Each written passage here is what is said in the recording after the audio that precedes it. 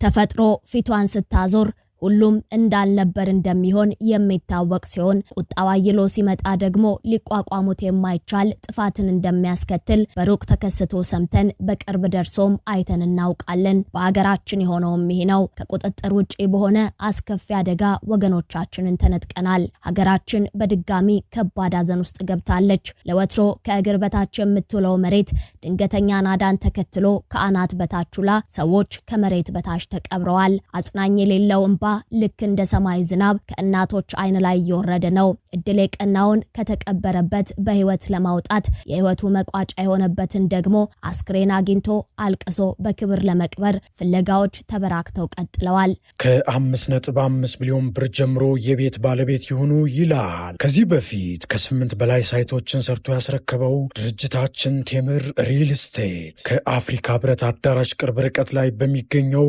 ቡልጋሪያ ለተወሰኑ ቀናት ብቻ የሚቆይና ለ15 ቤቶች ብቻ የወጣ የ30% ቅናሽ አድርገን የመኖሪያ አፓርትመንትና የንግድ ሱቆችን ለሽያጭ አቅርበናል። ባለ 1 መኝታ ከ5.5 ሚሊዮን ብር ጠቅላላ ክፍያ ጀምሮ፣ ባለ 2 መኝታ ከ6.8 ሚሊዮን ብር ጀምሮ፣ ባለ 3 መኝታ ከ9.3 ሚሊዮን ብር ጀምሮ። በተጨማሪም የንግድ ሱቅ ፈላጊዎች በሙሉ ክፍያ ከ3.9 ሚሊዮን ብር ጀምሮ ናችሁ። ለበለጠ መረጃ ከስር ባለው ስልክ ይደውሉ።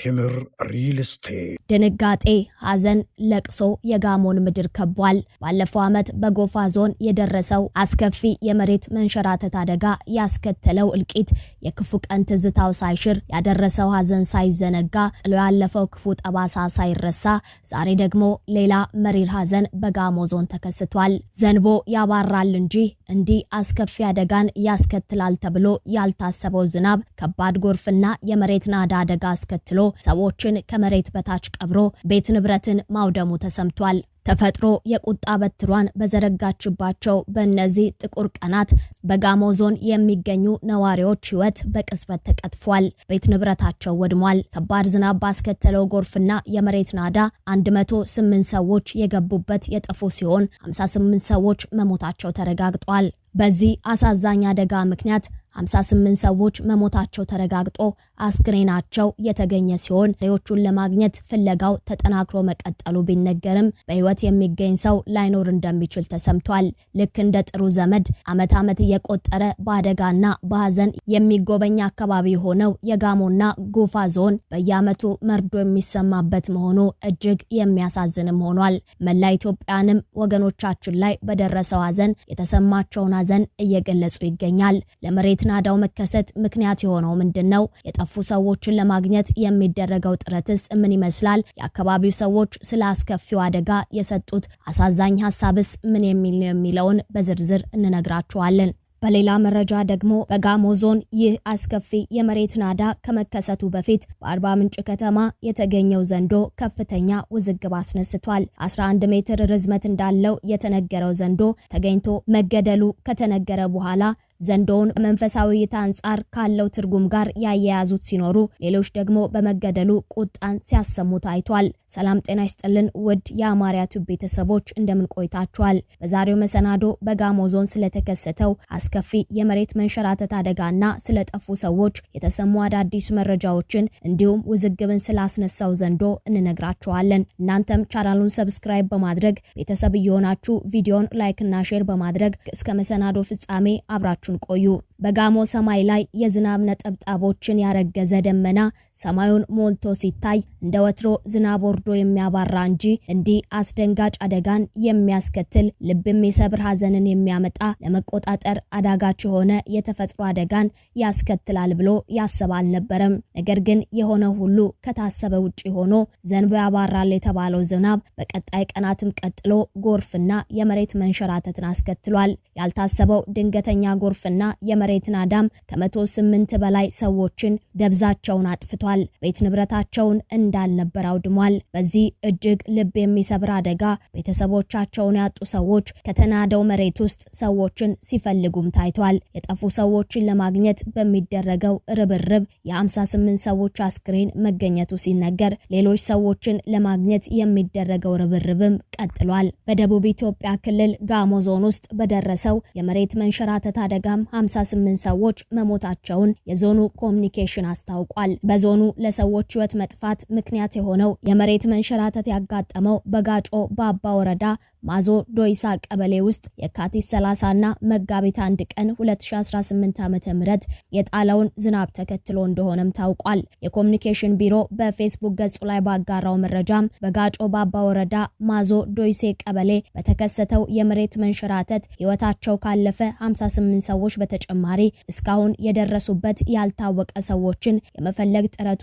መቀጠሉን አስታውቋል። የጋሞ ዞን የከተማና አስተዳደር ልዩ አማካሪ አቶ ተስፋጽዮን ዘነበ በዞኑ ደጋማ አካባቢዎች በጣለው ወቅቱን ያልጠበቀ ከፍተኛ ዝናብ የመሬት ናዳው መከሰቱን ተናግረዋል። የመሬት ናዳው የደረሰው መጋቢት 1 ቀን 2018 ዓ.ም ከእኩለ ሌሊት በኋላ ነው ያሉት አቶ ተስፋጽዮን ባልተለመደና ባልተጠበቀ መንገድ ከፍ ያለ ዝናብ ይጥል ነበር ሲሉ ስለ ሁኔታው አስረድተዋል። ኃላፊው አክለውም በአካባቢው ይጥል የነበረው ዝናብ ረቡዕ መጋቢት 2 ቀን 2018 ዓ.ም ማለዳ ድረስ መቀጠሉንና ይህም ሁኔታውን እጅግ አስቸጋሪ ማድረጉን ተናግረዋል። አቶ ተስፋጽዮን የ58 ሰዎች አስክሬን ከናዳው ውስጥ በቁፋሮ መውጣቱን ገልጸው ሌሎችን ሰዎች ለማግኘት የሚደረገው ፍለጋ መቀጠሉንም አስታውቀዋል። በዞኑ በርካታ ተዳፋት ቦታዎች እንደሚገኙ የገለጹት አቶ ተስፋጽዮን አሁን የመሬት ናዳው በደረሰበት ስፍራ ግን ከዚህ ቀደም ምንም አይነት አደጋ ደርሶ እንደማያውቅም አስረድተዋል። በዞኑ የመሬት ናዳ ይከሰትባቸዋል ተብለው በጥናት በተለዩ አካባቢዎች ነዋሪዎችን የማንሳትና ወደ ሌላ ቦታ ወስዶ የማስፈር ስራዎች መሰራታቸውን የተናገሩ ሲሆን ይህ አካባቢ ግን ከዚህ አይነት ግምትና ስጋት ነፃ ስለነበረ ምንም አይነት እርምጃ አለመወሰዱን ተናግረዋል። በጋሞ ዞን የጣለው ከባድ ዝናብን ተከትሎ በተከሰተ ከባድ ጎርፍና የመሬት ናዳ የሞቱ ሰዎች ቁጥርም ከዚህ ሊያሻቅብ እንደሚችል ተሰግቷል። የዞኑ ባለስልጣናት በአደጋው የጠፉ ሰዎችን የመፈለግ ጥረቱ አሁንም መቀጠሉን የገለጹ ሲሆን በህይወት ለተረፉትም እርዳታ የማሰባሰብ ሂደት መጀመሩን አሳውቀዋል። ከባዱ አደጋ የደረሰው ከከባድ ዝናብ በኋላ ባጋጠመ የመሬት መንሸራተት ሲሆን አካባቢው ተዳፋት በመሆኑ የህይወት አድን ስራውን ከባድ ማድረጉም ተነግሯል። አደጋው በተከሰተበት ስፍራም የዞኑ ዋና አስተዳዳሪን ጨምሮ የፌዴራልና የክልል የህዝብ ተወካዮች ምክር ቤት አባላት ተገኝተው በአደጋው ቤተሰቦቻቸውን ያጡ ሰዎችን አጽናንተዋል። በደቡብ ኢትዮጵያ ክልል የሚገኘው የጋሞ ዞን በተደጋጋሚ በከባድ ዝናብና በጎርፍ ከሚጠቁ የሀገሪቱ አካባቢዎች መካከል አንዱ ነው። በ2006 ዓ.ም በጎፋ ዞን ገዜ ጎፋ ወረዳ ኬንቾ ሻቻ ጎዝዴ ቀበሌ በተከሰተው ተመሳሳይ የመሬት መንሸራተት ከ200 ሰዎች በላይ መሞታቸው ይታወሳል። በደቡብ ኢትዮጵያ የመሬት መንሸራተትና የጎርፍ አደጋዎች የሚከሰቱ ሲሆን በ2016 ዓ.ም ከባድ ዝናብ ባስከተለው የጎርፍና የመሬት መንሸራተት ከፍተኛ ቁጥር ያላቸው ሰዎች ህይወታቸውን አጥተዋል። ውድ የአማርያ ቲዩብ ቤተሰቦች በጋሞ ዞን በደረሰው የመሬት ናዳ ማዘናችንን እየገለጽን ፈጣሪ አምላክ ለሞቱት ነፍስ ይማር ለቤተሰቦቻቸው መጽናናት ይስጥ እያልን ቀሪ ከመሬት በታች ያሉ ሰዎች እንዲገኙም እየተመኘን ወደ ሌላኛው መረጃችን እናመራለን። 11 ሜትር ርዝመት ያለው ዘንዶ መገደሉ ተሰምቷል። የካቲት 30 ቀን በአርባ ምንጭ ከተማ አስተዳደር ስር ሻራ ኤምባ ቀበሌ በተለምዶ ቦሳሶ መቃብር ተብሎ በሚጠራው አካባቢ እጅግ ግዙፍ የሆነ ዘንዶ መገደሉ ተረጋግጧል።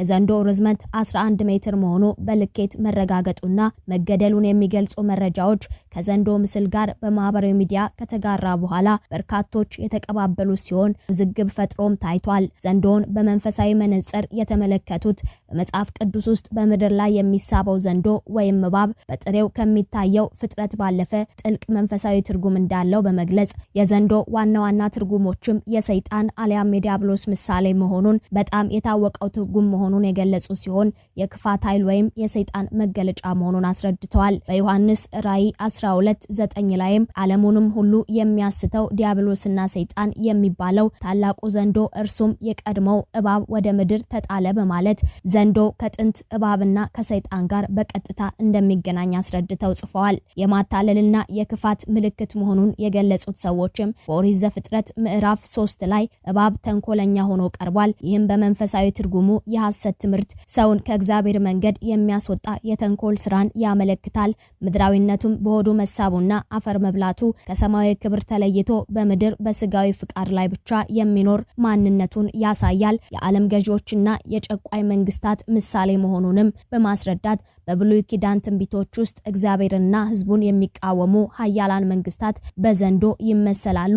ለምሳሌም በትንቢተ ሕዝቅኤል ምዕራፍ 29 ቁጥር 3 ላይ የግብጽ ንጉስ ፈርዖን በወንዞች መካከል የምትተኛ ታላቅ ዘንዶ ተብሎ ተጠርቷል። ይህም ትዕቢተኝነትንና ግፈኝነትን እንደሚያመላክት በመግለጽ መገደሉን ሲደግፉ፣ ሌሎች ደግሞ ነገሩን በሌላ አተያዩት የዘንዶን መገደል ተቃውመዋል። ይህን ጉዳይ አስመልክቶም ሐሳቡን ያጋራው ደራሲ አሌክስ ጀብዱ እንደሰሩ ሁሉ ዘንዶውን መግደላቸውን ከዘንዶ ጋር ፎቶ በመነሳት መረጃውን ባጋሩ ሰዎች ማዘኑን ገልጾ ዘንዶ ሰዎችን ካልተተናኮለና ጉዳት በማያደርስበት ሁኔታ ተለይቶ ለጉብኝት በሚሆን ቦታ ቢቀመጥ የተሻለ ይሆን እንደነበር በማመልከት መገደሉ ስህተት መሆኑን ገልጿል። የአካባቢው ምህዳርን ከመጠበቅ አኳያ የሚሰጠውን ጠቀሜታ በስፋት የዘረዘረው አሌክስ ከዚህ በኋላም እንስሳን እንደ ጠላት ማየት ማቆም አለብን ብሏል። በዚህም ጽሑፉ ላይ ጥሪውን ያስተላለፈ ሲሆን የአርባ ምንጭ ከተማ አስተዳደርና የዱር እንስሳት ጥበቃ ባለስልጣን የዘንዶው ሬሳው እንኳን ሳይበላሽ ለሙዚየምና ለምርምር